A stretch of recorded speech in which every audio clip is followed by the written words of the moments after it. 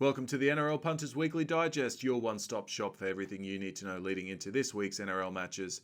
This is our Round 8 Team Lists edition for this NRL Telstra Premiership. On Thursday night, we have the Canberra Raiders taking on the South Sydney Rabbitohs. And Coach Ricky Stewart has made some additional changes going into this week. He has opted to rest Josh Papali. He's told Josh Papali that he wants him to find himself because the team is missing Josh Papali.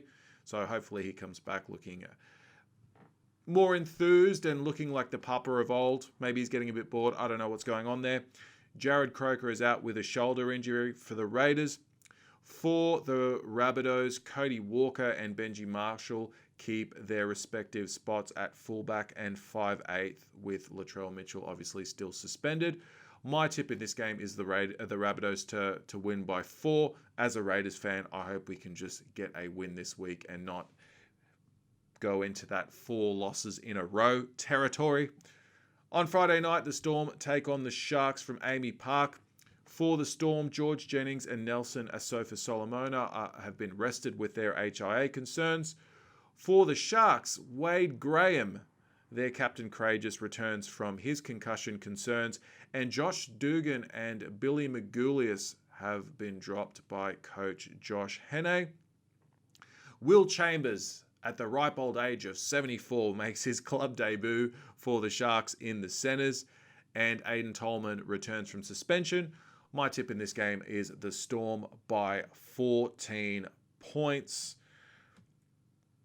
For our second game of the Friday night, I sounded really weird saying that, the Broncos take on the Titans from Suncorp Stadium in the local derby.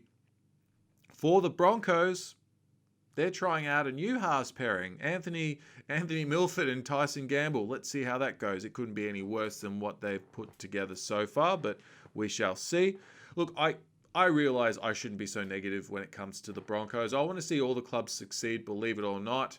I'm not just a one-eyed fan. I like to see the competition be as competitive as possible. I just scoff at some of these Brisbane decisions, but what would I know? I'm just a fan. I've never even played at a high level. Anyway, JC Arthurs replaces David Mead in the centres. He's also been dropped. And Jordan Ricky replaces injured captain Alex Glenn in the back row. For the Titans, Patrick Herbert and Sam Lasoni are out with long-term injuries. That means Anthony Don returns to the wing from injury. Philip Sami shifts to the centres, and Herman Sasa joins the bench. Off the back of what should have been a victory last week for the Titans, it was a very, very good performance until the second half where they kind of lost the plot a little bit.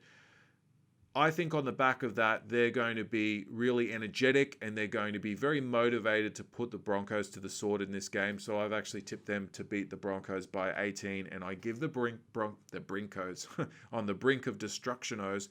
I give them no hope of winning this game. None at all.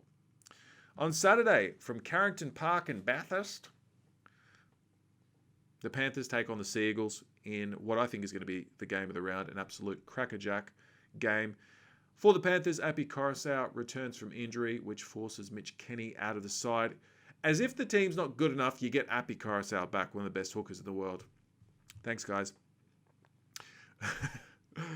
Hey, when things are going well for you, they're going really well. That's what's been happening for the Panthers the past 2 seasons, so good on them. The Sea Eagles are unchanged. I have controversial decision. I've got the Sea Eagles winning by 1 point in this game. I think it's going to come down to a DCE field goal. I think it's going to be a very defensive game. I think it's tough to say that there aren't going to be many points scored in any games this season, given just how much quicker the game is in light of the new rules.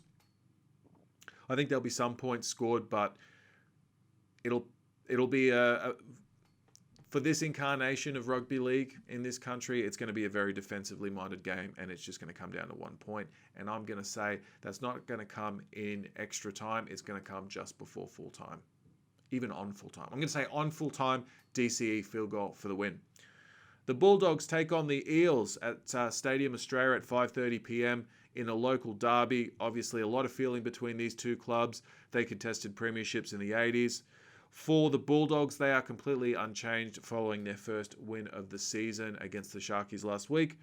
For the Eels, Ryan Madison returns from injury via the bench, and Hayes Dunster joins him on the bench,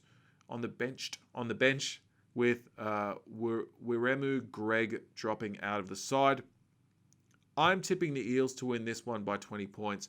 I just think that the Doggies have still got too many defensive deficiencies to be able to overcome the juggernaut that is the Parramatta Eels at the moment. They've just got strike everywhere. And I've seen some things in the Eels that I haven't seen so much of in previous seasons. There's this tenacity, this bloodlust. You see it in Mitchell Moses. You see it probably most in Clint Gutherson. They want to hurt sides. I don't mean physically. Well, there's a bit of that, but they want to hurt. They just want to take everything away from them and just absolutely put them to bed, you know?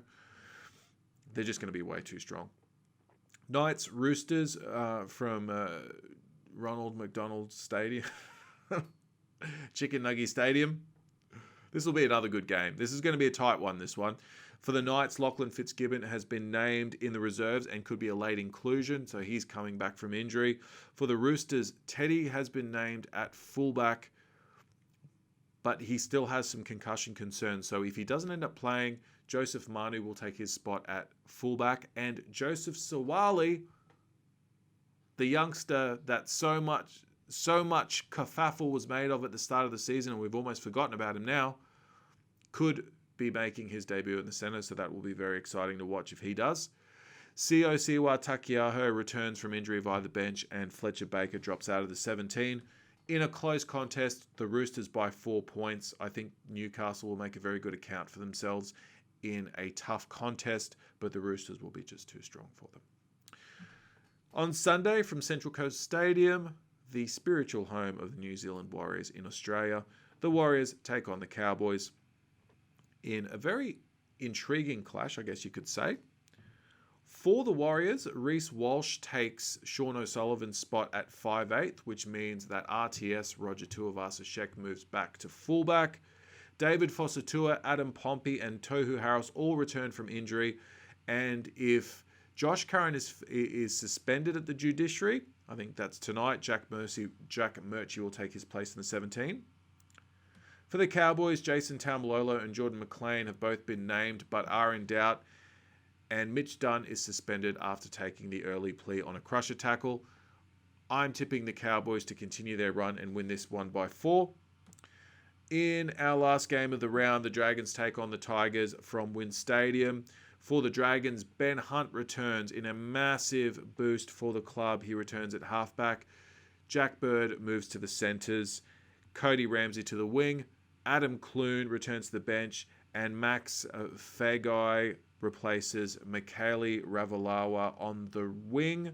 I don't believe there are any changes for the Titans, and I don't see things getting better for the Titans this week. They are going to lose this game by 24 points at least.